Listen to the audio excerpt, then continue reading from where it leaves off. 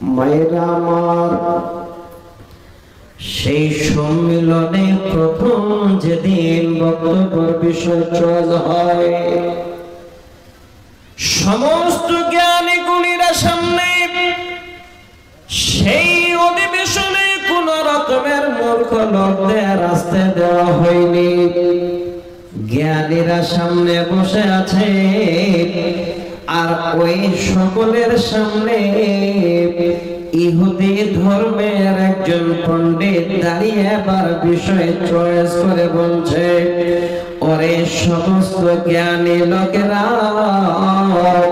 পৃথিবীর বুকে যত মেয়ে মানুষ আছে সমস্ত মেয়েরা হলো পুরুষের জন্য প্রতারক। আমার মা জননী যারা পর্দার আড়ালে আছেন, শুধু 10টা মিনিট অপেক্ষা করেন। আশা করি আল্লাহর কোরআন দিয়ে যখন এই দলিল পাবেন, আপনাদের আত্মাটা ঠান্ডা হয়ে যাবে। সেই কথা বলার পরে শিক্ষিত ব্যক্তিরা এবার এক হাতের সঙ্গে আর এক হাত লাগিয়ে এবার তালি বাজাতে শুরু করলো, বাহবা দিতে লাগলো। ওরে আমাদের ইহুদি ধর্মের পণ্ডিত এমন একটা কথা বলেছেন, আপনার কথার সঙ্গে আমরা সবাই যেন একমত আছি। মানে মেয়েদের কোনো দাম নেই। তারপরে এবার সেই অধিবেশনে কে বক্তব্য রাখবে? ইউরোপীয় একজন বড় পণ্ডিত। সেই পণ্ডিত সেবার সেই অধিবেশনে বক্তব্যের বিষয়ে চয়েস করল। সেই জায়গায় বলল, হে শিক্ষিত জনেরা, আজকে আমার বক্তব্যের বিষয় হলো পৃথিবীর বুকে যত মেয়ে মানুষ আছে সমস্ত মেয়েরা হলো শয়তানের অঙ্গ। আবার কলিজায় আঘাত, শুধু মায়েদের উপরে নির্যাতন, মায়েদের নাই কোনো আত্মসমর্পণ, কোন রকমের মর্যাদা। হে আমার মা যারা পর্দার আড়ালে আছেন, শুনেন ভালো করে। এবার গ্রিক সাম্রাজ্যের একজন বিশ্ববিখ্যাত লোক, যার নাম হলো সক্রেটিস, সে এবার দাঁড়িয়ে বক্তব্য চয়েস করে বলল, হে জ্ঞানী জনেরা, পৃথিবীর সর্ববৃহৎ যত রকমের ধ্বংসলীলা হয়, যত রকমের খারাপি হয়, সমস্ত রকমের ধ্বংসের এবং খারাপের মূল হলো সমস্ত নারী জাত। তারাও যেন সেই নারী জাতকে করে যায় আঘাত দিয়ে দিল। হে মা, ভালো করে শুনে, পৃথিবীর বুকে আপনাদের মতো মায়েদের উপরে বিভিন্ন ধরনের এই জাতের লোকেরা আপনাদের কলিজায় তারা আঘাত এনেছে। আপনাদের কোন রকমের আত্মমর্যাদার চিন্তা ভাবনা নেই। একমাত্র বিশ্বে একটাই ধর্ম, যেই ধর্ম আমার মা বোনদের জন্য আত্মমর্যাদা জুগিয়েছে, সেই ধর্মের নাম হলো ইসলাম। আমার মা, যদি আপনারা সম্মান পেয়েছেন, তো সম্মান আপনাদের কে দিয়েছেন? যে ধর্মের নাম হলো ইসলাম। এবার বলবেন মাওলানা, ইসলাম যে মেয়েদের সম্মান জাগালো, ইসলাম যে মেয়েদের সম্মান দিল, তার দলিলটা বলেন। আল্লাহর কোরআন আমি আপনাদের সামনে পড়েছি। আল্লাহর কোরআন খুলেন, সূরা তাওবা নামে একটা সূরা আছে, 71 নম্বর আয়াত আমি আপনাদের কাছে পড়েছি। আল্লাহ বলেন বিসমিল্লাহির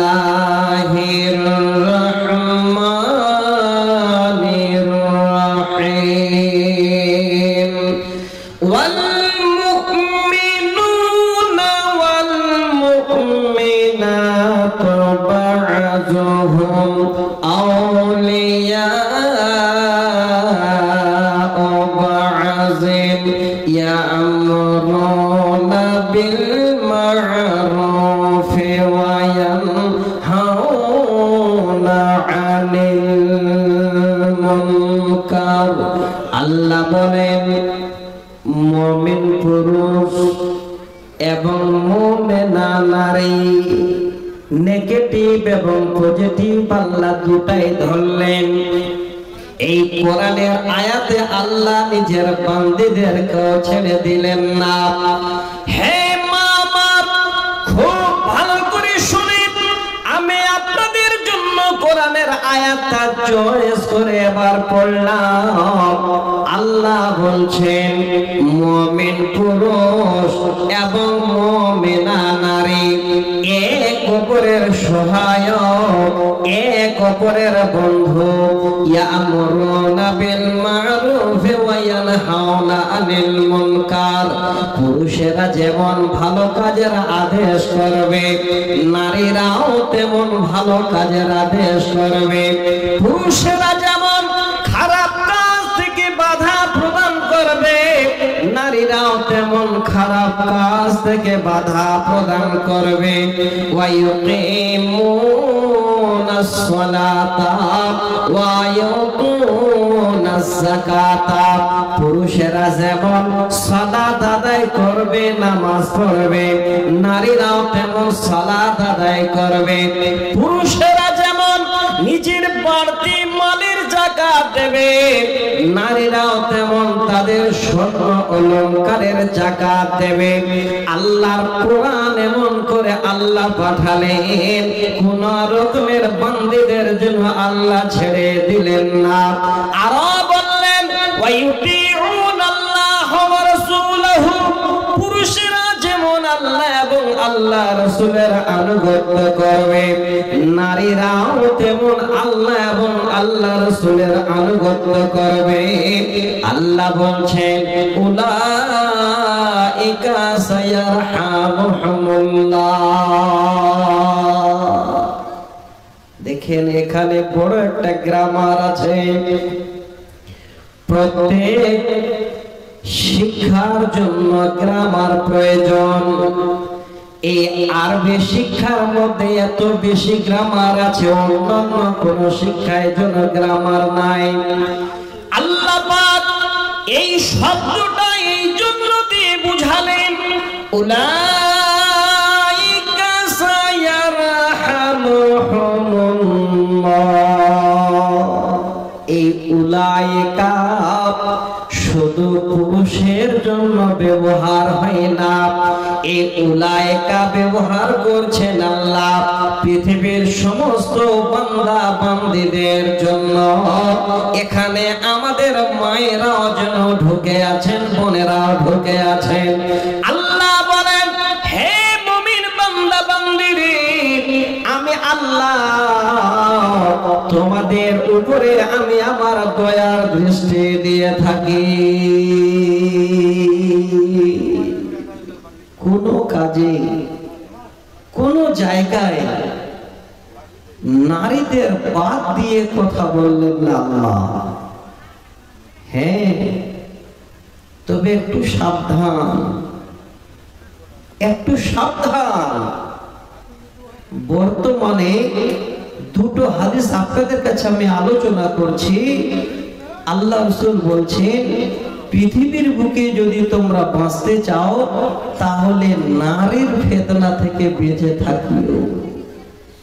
নবীজি বলছেন মা তারাকতু বাদি ফিতনাতান আলা রিজাল বিন নিসা। আল্লাহ নবী সাহাবীদের বলছেন, সাহাবীরা মা তারাকতু বাদি ফিতনাতান আমি পৃথিবীর বুকে সব থেকে ফিতনার জিনিস নারীদের থেকে যেন আর কিছুই বড় ছেড়ে যাচ্ছে না বা দেখছি না। তাহলে কি বোঝা গেল? পৃথিবীর বুকে এক নম্বর যদি ফিতনা হয়, এক নম্বর যদি ফিতনার জায়গা হয়, তাহলে ওই জায়গাটা হলো আমার মা, আমার বোনেরা। আল্লাহ নবীর জবান থেকে সেটা যেন প্রমাণ হয়ে গেল। আরেকটা বুখারী মুসলিমের হাদিস শুনেন। আল্লাহর নবী বলছেন, নরে উম্মত, এই কথাটাকে প্রমাণ নেবার জন্য ভালো করে শুনে রাখো। ইন্নাদ দুনিয়া হুলওয়াতুন খাজিরাতুন ওয়া ইন্নাল্লাহা মুস্তাখলিফাকুম ফিহা। আল্লাহ রাসূল এবার হাদিসটা বর্ণনা দিচ্ছেন, হে পৃথিবীর মানুষেরা, এই দুনিয়াটা হলো সুন্দর সবুজ, এত যেন আনন্দময়, কিন্তু সাবধান, এই দুনিয়াতে আল্লাহ তোমাদের সুন্দর প্রতিনিধি করে বানিয়েছেন। আল্লাহর ইবাদত করো, কিন্তু মনে রাখো ফাত্তাকুদ দুনিয়া ওয়াত্তাকুন নিসা, দুনিয়া থেকে বাঁচো এবং মেয়েদের কাছ থেকে, মেয়েদের চক্রান্ত থেকে তোমরা বাঁচো। কেন? ফাইন্না ফিতরাত আওয়ালি বনি ইসরাঈল কানাত ফিন নিসা। আল্লাহ রাসূল বললেন, হে আমার সাহাবীরা রে, পৃথিবীর বুকে সর্বপ্রথম যে ফিতনা শুরু হয়েছিল, যেই ফিতনা পৃথিবীর বুকে এই রকমের মানুষের মধ্যে সৃষ্টি হয়েছিল, এই প্রথম ফিতনাটা হলো একজন নারীর দ্বারায়। অতএব তোমরা নারীদের কাছ থেকে বেঁচে থাকো। এক নম্বর দুনিয়ার ফিতনার জিনিস হলো নারী। তবে মা, সমস্ত নারীরা নয়। কাদের কাছ থেকে আল্লাহ রাসূল বাঁচতে বলেছেন আর কাদের সান্ত্বনা দিয়েছেন, আমি একটা একটা করে পয়েন্ট নিয়ে আপনাদের কাছে আসছি। আল্লাহ পাক রব্বুল আলামিন কোরআনে স্পষ্ট ভাষায় সূরা ইউসুফের 28 নম্বর আয়াতে বলছে, ইন্না কাইদাকুন্না আযীম, তোমরা নারীদের বড় ফিতনা থেকে অবশ্যই বাঁচো। দেখেন, এটা আল্লাহর কোরআনের দলিল। ছোট্ট করে শোনাচ্ছি আমার মায়েরা, পরবর্তীতে যেন এই রকমের আওয়াজ না আসে যে মাওলানা এবার ইউসুফ জুলেখার আপনি ঘটনা শোনান। আমি এটা ঘটনা শোনাবার জন্য নয়, আপনাদের বুঝাবার জন্য যে আল্লাহ রাসূল কেন বললেন যে তোমরা পৃথিবীর বুকে দুনিয়া থেকে বাঁচো এবং মেয়েদের ফিতনা থেকে বাঁচো, এই কথাটা বুঝাবার জন্য কোরআনের ছোট্ট আয়াতের অংশটা পড়লাম। লম্বা করছি না, সবাই জানেন আল্লাহ পাক রব্বুল আলামিনের নবী হযরত ইউসুফ আলাইহিস সালাম, আল্লাহ এত রূপ দিয়েছিলেন যে পৃথিবীর যত রূপ আল্লাহ দিয়েছেন এক করে আধা রূপ একাই হযরত ইউসুফ আলাইহিস সালামকে আল্লাহ দিয়েছিলেন। সকলের জানা কথা, খালি একটু দলিলটা দিচ্ছি আপনাদের। আমার মায়েরা, একটু সান্ত্বনা বা আপনাদের ধৈর্য ধরতে বলছি, শান্তিপূর্ণ ভাবে বসেন। আশা করি যখনই আপনাদের গুণের কথাগুলো শুরু হবে, কারণ এই জন্য আল্লাহ রাসূল প্রথমে ফিতনার কথা বলেছেন। যদি ফিতনা থেকে, নারী থেকে না বাঁচতে পারো, তাহলে তোমরা নারীদের গুণ শোনার পরে নেকি অর্জন করতে পারবে না, ফিতনায় ডুবে থাকবে। অতএব আগে নারীদের কাছ থেকে, ফিতনা থেকে বাঁচো, নেকি উপার্জন করার রাস্তা আল্লাহ রাসূল আবার বলে দিচ্ছে। হযরত ইউসুফ আলাইহিস সালামের লম্বা ঘটনা। বাজার থেকে কিনে নিয়ে গেলেন বাদশা আজিজ, আর কিচ্ছু না, আগে সব জানেন আপনারা। মায়েরা আমার, এবার বাদশা আজিজ যখনই নিয়ে গেল নিজের ঘরে, সেই বিবি কামিনী সকলে আমরা জানি ওই বাদশা আজিজ তার বিবির নাম, কিন্তু দ্বিতীয় নামটা হলো কামিনী। আমার মা জননীরা এবার নিজের বিবিকে বলছে, বিবি রে, এই ছেলেটাকে আমি কিনে নিয়ে আসলাম, ছেলেটাকে তুমি ভালোভাবে দেখভাল করবে, দেখাশোনা করছে। হযরত ইউসুফ আলাইহিস সালাম বড় হয়ে গেলেন, সাবালক হয়ে গেলেন। হাইরে চেহারা, টোকা দিলে মনে হয় রক্ত ঝরবে, এত রূপ আল্লাহ দিয়েছিলেন।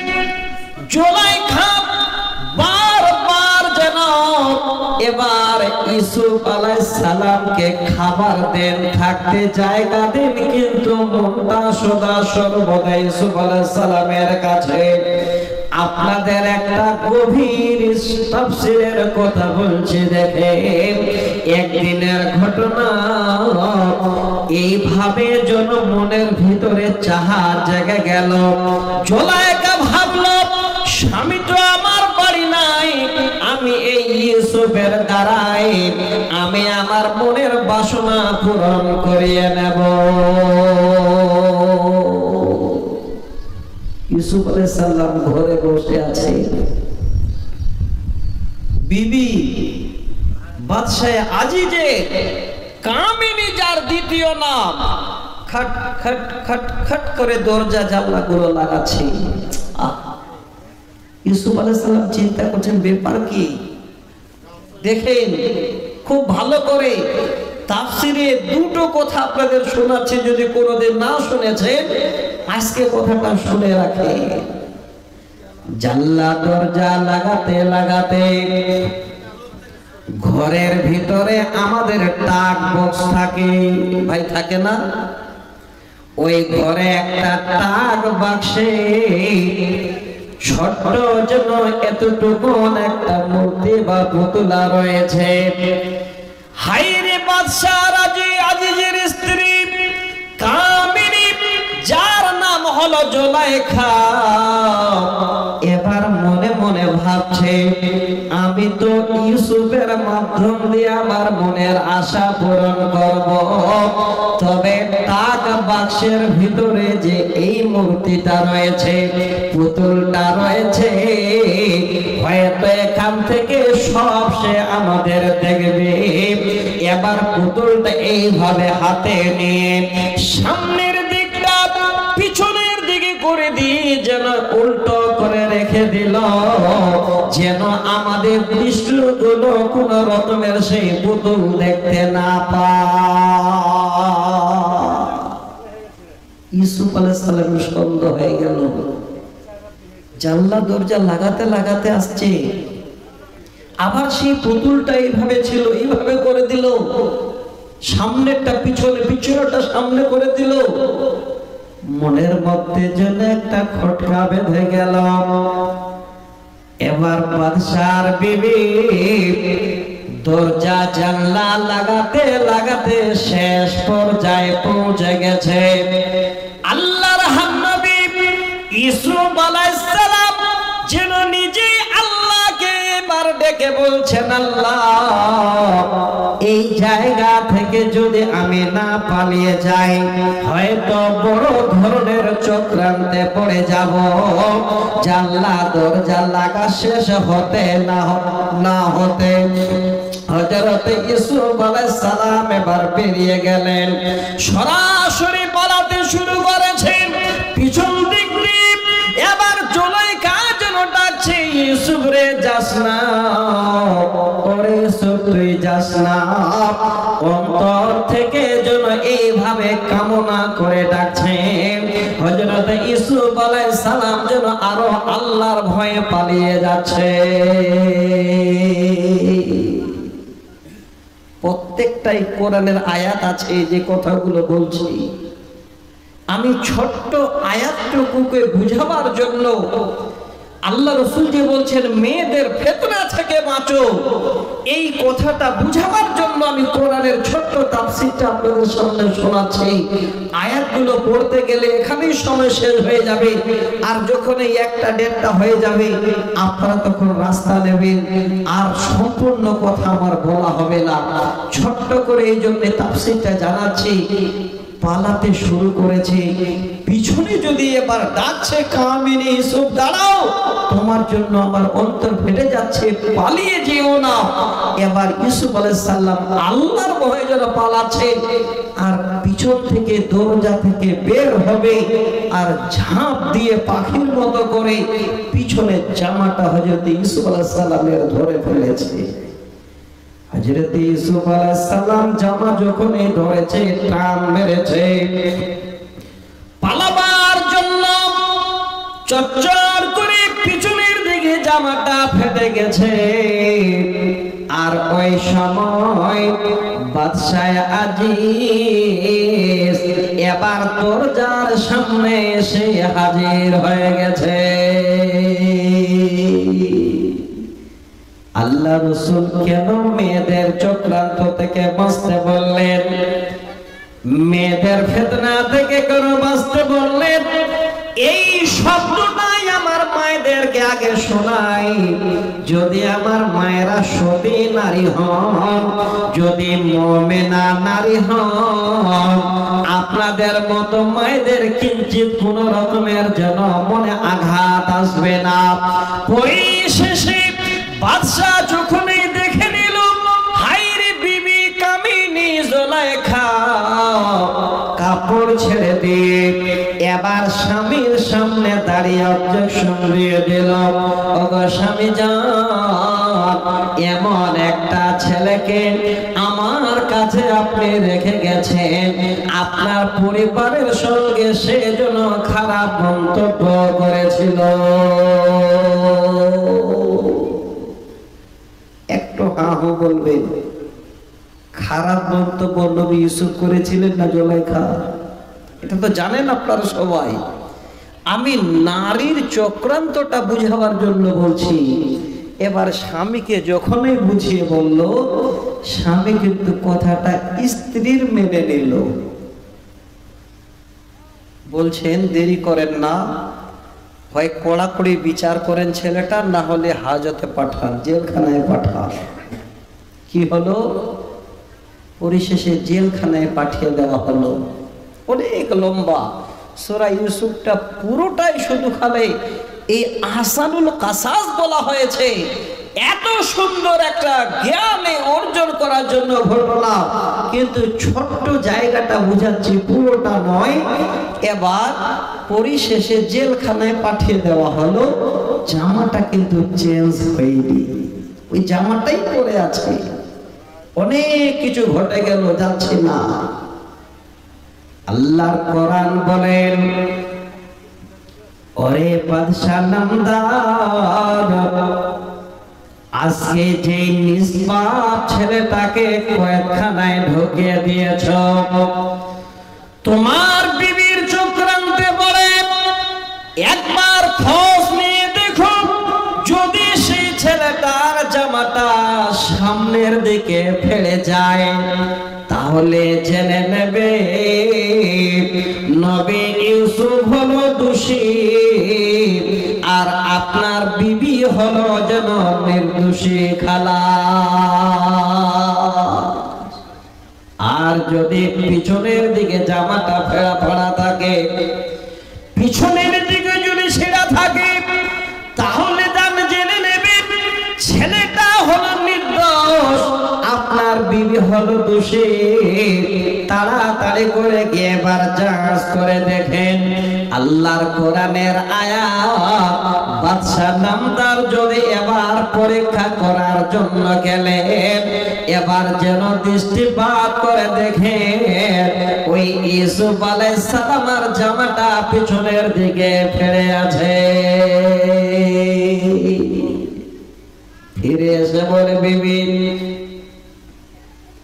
শুনে নাও ভালো করে, ইন্না কায়দাকুন্না আযীম, নিশ্চয়ই মেয়েদের চক্রান্ত হলো বড় চক্রান্ত। হ্যাঁ বিবিরে, ওই ছেলেটার কোন রকমের দোষ নাই, যত রকমের দোষ তোমার দ্বারাই যেন এই রকমের একটা মনের যেন দুষ্টামি ঘটে গেছে। এই জায়গাটায় আমার মায়েদের শুধু জানিয়ে দিলাম গো মা, আল্লাহ রাসূল বলছেন মা তারাকতু বাদি ফিতনাতাম আযাররা মিনার রিজালে আলান নিসা, আমি পৃথিবীর বুকে এই রকমের একটা ফিতনার জিনিস পুরুষের জন্য ছেড়ে গেলাম, সেই ফিতনার বস্তুটা হলো নারী। অতএব তোমরা সেই নারী থেকে বেঁচে থাকো। আচ্ছা বলেন, একটা যদি আলেম ওলামা দরবেশ হয়, মুরব্বী যদি হয়, আর যদি মনে করে কোন নারী যে মুরব্বীকে কালকেই আমি মানুষের কাছে পিটানি খাওয়াবো, পারবে না? পারবে না, একদম 100%। অতএব আমার মা জননী বক্তব্য শুনবেন, আপনাদের তো আমি শোনাচ্ছি, আপনাদের মধ্যে এবার দুটো ভাগ আপনারা নিজেই চিন্তা ভাবনা করেন।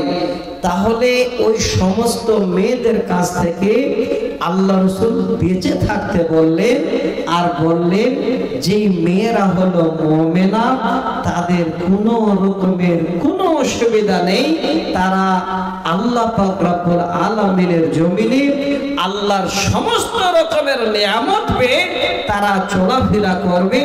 এই মুমিনা মেয়েদের আল্লাহ পাক রব্বুল আলামিন দয়ার দৃষ্টিতে তাদের দিকে তাকাবে। উদাহরণ দিই আপনাদের, আল্লাহর কোরআনের আয়াতটা প্রথমেই পড়েছিলাম। আল্লাহ বলছেন ওয়াল মুমিনুনা ওয়াল মুমিনাতু বাযুহুম আউলিয়াউ বাযিন, মুমিন পুরুষ এবং মুমিনা নারী হলো এক অপরের বন্ধু, এক অপরের সহায়ক। হে আপনারা মুমিনা বিবি হতে পারেন, আল্লাহ ওয়ালি বিবি হতে পারেন, আল্লাহর কসম করে বলি আপনাদের মতো বিবিদের দ্বারাই কোন রকমের কোন এই রকমের খারাপ আচরণ হতে পারে না, যার দৃষ্টান্ত অনেকগুলো হাদিস থেকে আপনাদের সামনে বলি। মুমিনা নারী যদি হয়, আল্লাহ ভীরুতা নারী যদি হয়, তাহলে সে নারীর দ্বারাই কোনোদিন খারাপ কিছু হতে পারে না। আমি একটা মুসলিম শরীফের হাদিস শোনাচ্ছি, এত বড় লম্বা, ছোট্ট করে কয়েকটা শব্দ। সহিহ মুসলিমের 1442 নম্বর হাদিস। আমার মা, আমার খালারা, আমার ভাইজানেরা, আপনাদের এই জায়গাটা বুঝাবার জন্য একটা মুমিনা নারী কত বড়, পৃথিবীর বুকে তারা আল্লাহ এবং আল্লাহ রাসূলের আনুগত্য করে চলতে পারে, তার উদাহরণটা নেই। ভাইজান, আগে একটা কথা বলি, প্রত্যেক জায়গায় বলি কথাটা, আমি যেইটুকু আলোচনা করব কোরআন এবং সহিহ হাদিসের আলোচনা করব, মাঝে কোন রকমের আপনারা দুনিয়াবি কোন রকমের লালন গীতি, ভাওয়াইয়া, ভোজপুরি, পল্লী গীতি কিছুই পাবেন না। যদি পেতে চান তাহলে 1.5 ঘন্টা বাদে, নাকি বলছে, আগে কমপক্ষে 1.5 ঘন্টা কোরআন আর সহিহ সুন্নাহ শুনি আমরা।